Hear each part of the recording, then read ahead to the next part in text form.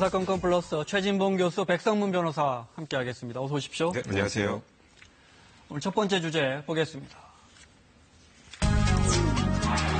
신형을 강제 입원시켰는데 혹시 이재명 지사가 부당한 압력을 행사했는가? 이 의혹을 경찰이 기소 의견으로 검찰에 넘겼습니다. 그러니까 재판까지 갈 가능성이 커졌습니다. 여기에 이재명 지사의 부인 김혜경 씨도 이른바 해경군 김 씨 의혹으로 오늘 경찰에 다시 나왔습니다. 이 부분 살펴보겠습니다. 오늘 먼저 부인 김혜경 씨의 경찰 출석하는 모습 보겠습니다. 경찰 공개 출석한 심경이 먼저 어떠신지 말씀해 주세요. 하실 말씀 없으신가요? 한 말씀 부탁드립니다. 한 말씀만 부탁드립니다. 트위터 계정 소유에 대해서 어떻게 생각하시나요? 아니라는 거 말씀하셨는데 사실인가요? 기자들 질문에 이렇게 별다른 대답을 하지 않고 오늘 경찰 조사 두 번째 조사 받는 거죠? 그렇죠. 그때 한번 받았고요. 네, 지난 24일 날 조사를 받았는데 그때는 사실 비공개로 조사를 받았죠. 네. 근데 사실 그 조사 이후에 논란이 있었어요. 이재명 지사하고 경찰 측하고. 경찰에서는 비공개로 하기로 해서 갔는데 그걸 언론에 흘렸다. 그래서 화가 나서 김혜경 씨가 중간에 조사를 받다가 돌아갔고 네. 그걸 이제 언론 플레이를 하는 바람에 김혜경 씨를 나쁜 사람 만들었다. 이점에서 그렇게 얘기를 하고 있고요. 그래서 이번에 이제 언론 플레이 희생양이 됐다라고 불쾌감을 표현했고, 이번에 네. 공개적으로 출석을 해서 조사를 다 못 받은 부분에 조사를 받고 있는 것을 알려주고 있는데, 오늘 파란색 정장을 입고 왔지 않습니까? 민주당 색깔입니다. 네. 그 의미가 있지 않나 하는 생각도 듭니다. 경찰 조사 받는 이유는 그 트위터에 HK 김이 그동안에 지난 선거나 이럴 때 특히 문재인 후보라든지 그 노무현 대통령이라든지 많이 비난했는데 그 트위터 계정의 주인이 혹시 김혜경, HK 김이라 김혜경 씨가 아니냐 이 의혹이에요. 사실 지난 6월에 이제 그 경기도지사 예비 경선 과정에서 네. 당시 전해철 후보가 이 HK 김 08이죠. 네. 이 계정의 주인이 김혜경 씨다라는 취지. 근데 그 내용이 보면 문재인 대통령을 비방을 하고 이런 내용들이 굉장히 많았어요. 매우 좀 어떤 표현은 좀 저속하기도 하고. 네, 저희가 네. 보기에 좀 언급하기 좀 힘든 표현들이 굉장히 많이 있었는데 네. 얼마 전에 이제 전해철 의원은 취하했죠. 고소를 취하했습니다. 네. 그런데 지금 이정열 변호사가 이제 시민들 한 2, 3천 명과 함께 다시 고발해서 이 수사가 계속 진행이 되는 건데요. 저희가 이정열 변호사 모시고 또 구체적인 이야기 네, 며칠 전에 네. 들었습니다. 네. 근데 이제 내용 자체가 이제 HK 김 하면 김혜경이죠. 그렇죠? 일반적으로 그렇게 생각할 수 있죠. 네, 그러니까 이제 이니셜이 같다라는 거에 이제 첫 번째 의혹이고요. 네. 그다음에 이제 여기서 본인 소개하는 게 피아노 전공했고 아들이 둘 군복무 중이다. 이것도 지금 현재 상황하고 일치를 하고 네. 제일 중요한 건 이 부분을 가지고 제일 많이 문제 제기를 하더라고요. 이재명 지사의 개인 이제 사진 같은 것들이 네. 이재명 지사가 공개하기 전에 먼저 이 08 HK 김이라는 이 계정에서 먼저 공개가 되는 거예요. 여기가 휴가 나온 아들 사진이 그렇습니다. 그냥 먼저 올라오고요. 네. 근데 그러다 보니까 네. 이거는 그럼 진짜로 김혜경 씨가 아니면은 네. 이걸 올릴 수가 없을 텐데 라면서 이제 의혹이 시작이 된 그냥 겁니다. 트위터 본사에 이 계정 주인이 누굽니까라고 물어보면 되는데 잘 안 가르쳐 주죠. 네, 트위터 본사에 당연히 안 가르쳐 주죠. 이건 네. 개인 사생활 보호 측면이 있기 때문에 네. 이거는 지금 현실적으로 일단 김혜경 씨 같은 경우는 전면적으로 지금 혐의를 좀 부인하고 있는 상황으로 알려져 있고요. 얼마 전에 무슨 운전기사였다라는 기사가 나왔는데 그것도 이제 운전기사가 부인하면서 아니라는 게 지금 확인이 된 네. 건데 이제 결국은 지금 제가 생각에 확인할 수 있는 방법은 트위터 본사에서 확인을 안 해준다면 네. 휴대폰을 좀 복원할 수 있는 예를 들어서 혹여라도 거기에 가입을 해서 이제 썼다면 디지털 포렌식 작업을 통하면 가능하지 않을까? 저는 네. 개인적으로 생각하는데 그 부분에 대한 기술적인 부분은 제가 정확하지 않습니다만 네. 만약에 그것도 불가능하다면 이거는 그냥 주장 자체로 그냥 평행선을 그을 수밖에 없는 상황이 될 수도 네. 있다 이런 생각이 듭니다. 물론 이재명 지사는 이런 세간의 의혹에 대해서 강하게 부인해 왔습니다. 네, 거기 전화번호나 이런 게 다 연동이 되는데 당연히 밝혀질 수 있는데 내 부인이 그런 트윗을 하겠느냐 이런 입장인데 들어보겠습니다. 그 카카오 스토리는 제 아내가 잠깐 하던 게 맞아요. 맞는데 이 트위터 계정은 집사람이 하던 게 아닙니다. 집사람은 전에도 얘기했지만 제 트위터하고 페이스북을 모니터링 정도 해주던 사람이고 실제로 본인은 전혀 트위터를 하지 않아요. 상식적으로 생각을 해보면 자기 이름 걸고 심지어는 그 계정에 무슨 제 아내의 핸드폰 번호하고 이메일 번호가 일치하더라 이런 얘기가 있는데 그래서 잠깐 이야기하셨지만 알고 봤더니 이재명 지사의 전 기사 계정이더라. 예. 했다가 그 기사가 뭐 경찰 조사받는 과정에서 또 나 아니에요 했다는 거예요. 근데 그렇죠. 그게 만약에 뭐 여러 가지 복잡할 수 있으니까 자기가 올렸다가 부인할 수도 있는 거잖아요. 아니라고. 그럴 수도 있죠. 그 사람이 아니라고 해서 아닌 건 아닌 건 아니죠. 아니죠. 네. 그러니까 50대 후반의 남성인데 이 네. 사람이 성남시장 당시에 이재명 지사의 운전기사를 했다는 거예요. 2011년 후반부터 네. 초부터 2016년까지 했는데 그러면서 본인이 SNS 활동도 했다는 겁니다. 이재명 지사를 후원하는 그 지지하고 후원하는 SNS 활동을 했는데 그 당시에 트위터 계정을 여러 개를 만들었다는 네. 거예요. 그 중에 하나가 이 계정일 수 있다. 근데 뭐라고 얘기냐 확정적으로 얘기를 안 했어요. 그럴 수도 있고 아닐 수도 있다. 이렇게 얘기를 했거든요. 그러면서 이제 경찰이 물어본 거 아니에요. 이니셜이 그러면 김혜경 씨하고 비슷한데 당신 이름하고 전혀 맞지 않지 않느냐. 별 의미 없이 아이디를 만들었기 때문에 그게 김혜경 씨처럼 HK로 될 수도 있다라고 얘기를 했어요. 다만 그것이 명확하게 본인이 만들었다고는 얘기하지 않았어요. 그러니까 그럴 수도 있고 아닐 수도 있다. 왜냐 너무 많은 트위터 계정을 만들었기 때문에 네. 그중에 하나일 수 있지만 명확하게 본인이 만든 것인지는 정확하게 기억나지 않는다. 네. 이렇게 지금 진술하고 있는 근데 상황입니다. 보통 이 계정이 08 HK 이제 슬래시 밑에 슬러시가 하단 슬러시가 2개 있고요.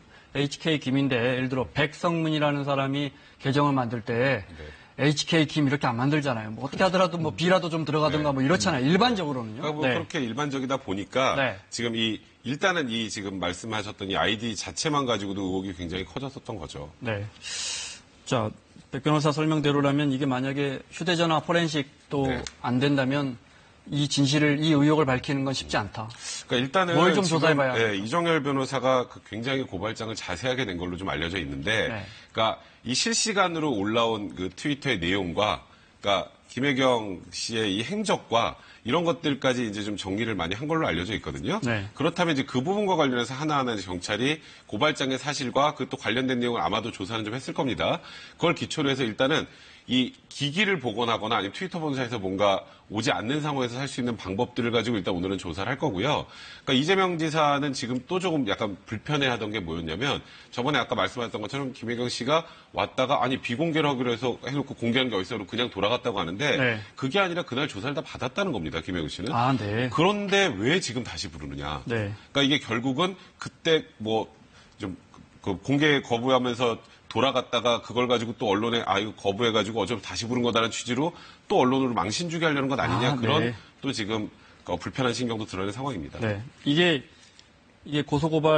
고발된 이후에 6개월 안에 네. 정확하게 수사가 마무리돼야 한다면서요. 네, 맞습니다. 그러니까 뭐 혐의 없음 또는 뭐 기소 의견으로 송치하거나. 네. 근데 지금 2달밖에 안 남았다고요. 그러니까 12월 13일입니다. 네. 2달도 안 남았어요. 네, 2달도 안 네. 남았죠. 운명의 12월 13일이라는 표현을 쓰던데요. 네. 그러니까 이재명 지사의 수사를 지금 속도를 낼 수밖에 없는 건 그때까지 기소 혹은 불기소를 결정하지 않으면 그 이후에는 무언가 증거가 나와도 처벌을 못 합니다. 아, 그래요? 이제 네. 그래서 수사의 속도를 내는 거고요. 네. 일단 경찰에서는 이제 여러 관련된 혐의들이 있지 않았습니까? 그중에 네. 3가지 정도 혐의를 이제 검찰의 기소 의견을 송치했는데 뭐 일각에서는 경찰이 단독으로 이걸 조사해가지고 올린 거다 뭐 이런 얘기를 하는데 그건 아니고요. 이 정도 사건이면 검찰의 수사주의를 받습니다. 네. 이제 검찰에서도 어떤 방향으로 수사를 하고 그 내용의 증거 같은 것도 어느 정도 파악을 한 상황에서 넘어간 거기 때문에 물론 이재명 지사는 지금 모든 혐의를 부인하고 있는 상황이지만 검찰에서는 최소한 검찰 경찰에서는 이재명 지사에게 일정한 혐의가 있다라고 현재까지는 바라보고 있는 상황이라 봐야 될 것 같습니다. 네. 자, 지금 국민들 관심사는 당연 김부선 씨와의 여배우와의 스캔들이겠지만 그 사건은 아직 송치가 안 됐고요. 그렇죠. 네.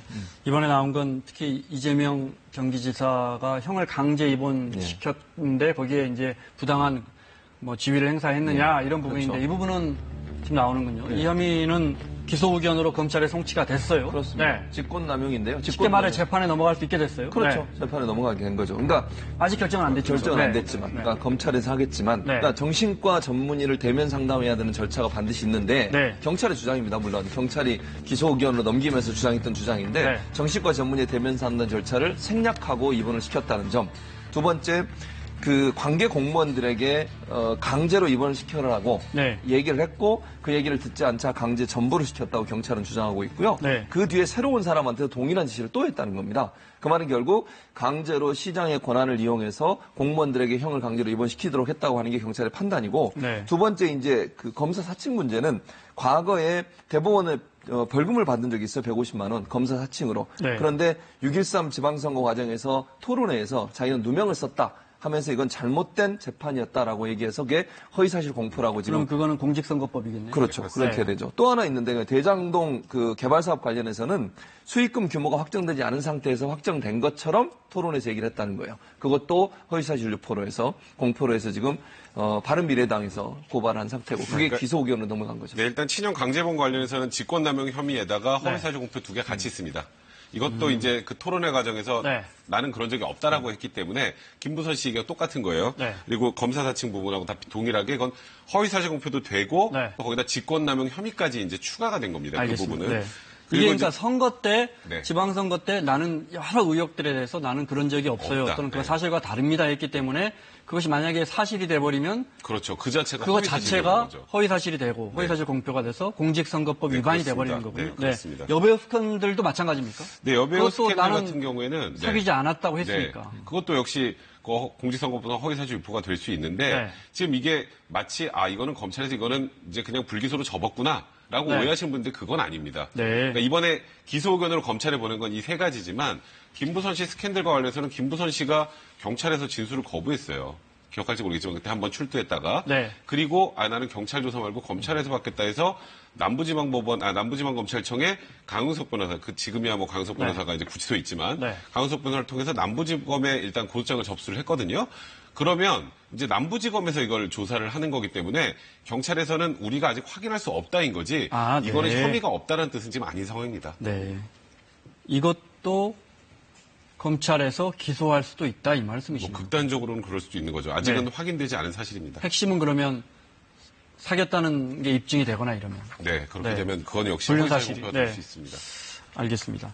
자, 이렇게 경찰의 기소 의견으로 세 가지 의혹에 대해서 검찰에 송치를 하자 이재명 지사 측은 반발 수위를 높이고 있어요. 그렇습니다. 네. SNS에 자기가 글을 올렸는데 내용을 보면 결론에 짜맞춘 참고인 진술을 겁박했다. 네. 결론을 다 내려놓고 참고인 진술을 겁박을 해서 맞았다는 것이고 만들었다는 것이고요. 네. 수사 기밀을 유출하는 의혹도 있고 경찰이 네. 그다음에 압수수색 신청 허위 작성했고 망신 주기가 난무했다 이렇게 지금 주장을 하고 있습니다. 네. 그리고 이제 김부선 일베 조폭 연루설 누명 벗은 것이라고 했는데 이건 아까 백성문 변호사 얘기했듯이 누명을 벗은 건 아니군요. 그렇죠. 아직은. 김부선 씨 네. 거는 지금 검찰에서 하고 있어요. 그래서 네. 경찰은 불기소 의견으로 넘겼지만 검찰이 네. 조사를 하고 있기 때문에 이건 어떻게 될지 모르는 상황이고요.